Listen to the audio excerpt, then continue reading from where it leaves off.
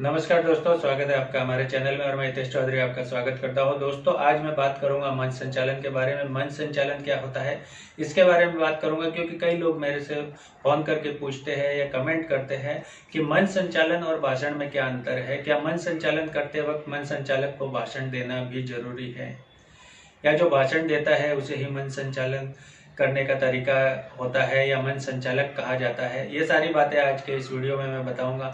और मंच संचालन से जुड़ी और भी ज़्यादा जानकारी आपको चाहिए तो हमारे चैनल पे काफ़ी वीडियो है जिनको आप देख सकते हैं। और हमारी वेबसाइट nvhfilms.com पे जाके भी आप भाषण और मंच संचालन से जुड़े जितनी भी शायरी है, स्क्रिप्ट है, वो आप वहाँ से डाउनलोड कर सकते हैं। तो चलिए शुरू करते हैं आज का ये वीडियो अंत तक पूरा देखिएगा, तभी आपको समझ में आएगा। और अगर कोई बात इस वीडियो में छूट जाए तो आप कमेंट जरूर करना, ताकि वो अगले वीडियो में हम कवर कर सके।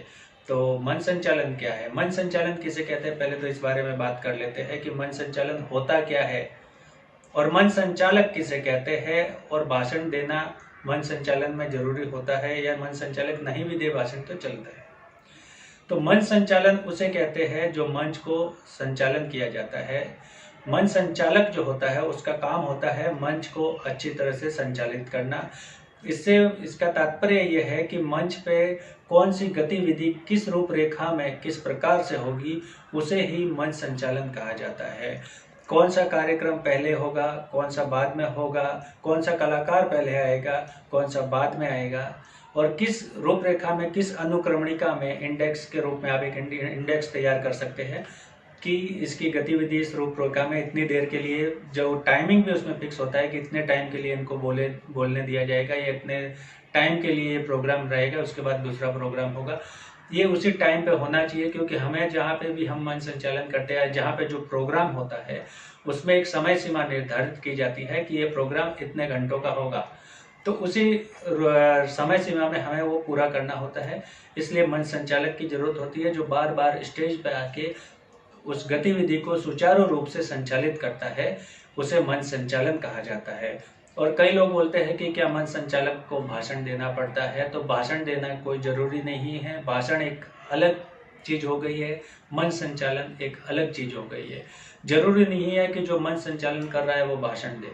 मंच संचालक का काम सिर्फ इतना होता है कि वो मंच को अच्छे ढंग से गतिविधि से जो है उसकी उसमें कोई बाधा ना आए, और अच्छे ढंग से उस कार्यक्रम को सुनियोजित तरीके से उसको पूरा करके, ये होता है मंच संचालक का काम। लेकिन कहीं कहीं पे ऐसा भी होता है कि जहाँ पे आप मंच पे जाते हैं तो वहाँ भाषण देना होता है, तो वो आपका अलग चीज है कि आप भाषण देना चाहते हैं या नहीं देना चाहते हैं, वो आपके ऊपर है। लेकिन ये कतई जरूरी नहीं है कि मंच संचालक को भाषण देना ही होता है। भाषण क्या होता है, भाषण कैसे लिखा जाता है, भाषण कैसे दिया जाता है, ये एक अलग विषय है, ये एक अलग मुद्दा है। इसके ऊपर हम एक अलग से वीडियो बनाएंगे, वो भी आप हमारे साथ जुड़े रहिए तो आपको जानकारी मिल जाएगी उसकी भी। और शायरी बोलना या डायलॉग बोलना ये बहुत जरूरी है मंच संचालन करते वक्त। इससे क्या होता है कि जो श्रोता आपके सामने बैठे हैं उनकी दिलचस्पी जो है आप में बनी रहती है। ऐसा ना हो कि आप सिर्फ आके बार बार बोले अभी ये कलाकार आने वाला है, ठीक है, ये आ रहा है, उसके बाद थोड़ी देर बाद फिर आएंगे, अभी ये प्रोग्राम होने वाला है, हो गया। तो इससे क्या होता है, जो सामने पब्लिक जो बैठी है ना वो बोर हो जाती है। और हो सकता है जो कलाकार या जो प्रोग्राम करने वाले हैं उनके आने में, उनके कपड़े पहनने में या मेकअप में थोड़ा टाइम वेस्ट हो रहा है, थोड़ा टाइम ज़्यादा लग रहा है, तो उस वक्त तक आपको उस मंच पे खड़े रह के उस मंच को आपको संभालना होता है। यही मंच संचालक का काम होता है। तो पब्लिक को, श्रोतागणों को कैसे आप उलझाए रखें, कैसे उनका जो धैर्य है वो टूटने न दे, यही एक मंच संचालक का काम होता है। आप उनके सामने अच्छी कोई कहानी पेश कर सकते हैं, एक जोक्स पेश कर सकते हैं, शायरी बोल सकते हैं, कोई मोटिवेशनल बात बोल सकते हैं, क्योंकि आपको पता है कि उनको आने में 20 मिनट लगेंगे या 10 मिनट लगेंगे, तब तक आपको उनको उलझाए रखना है। तो आप बोल सकते हैं वो आने वाले हैं, ऐसा है, अभी ये प्रोग्राम होगा, लेकिन उससे पहले मैं आपको ये कहानी सुनाता हूँ। इस तरह से कह के आप कोई कहानी बोल सकते हैं, कोई अच्छी शायरी बोल सकते हैं जिससे उनको जोश आ जाए, तो उसमें तालियां बजवा सकते हैं। और इस तरह से माहौल को एक अच्छे ढंग से आप सुनियोजित तरीके से व्यवस्थित रूप से उसको कर सकते हैं। यही मंच संचालक का काम है। और अगर इस ढंग से आप करते हैं ना, तो आपको अगली बार मंच पे जिस मंच पे आप काम कर रहे हो उस पर तो आपको दोबारा बुलाएंगे, लेकिन जो नहीं जहाँ गए आप कभी भी, वहां भी आपकी बात पहुंचेगी कि भाई ये बंदा बहुत अच्छा है और ये बहुत अच्छे तरीके से मंच संचालन करता है। मंच संचालन में कोई डिग्री की जरूरत नहीं है कि कोई बहुत पढ़ा लिखा आदमी है वही मंच संचालन कर सकता है। मंच संचालन है बोलने की कला। आपको बोलना कितना आता है, बोलते कैसे हो, ये है मंच संचालन।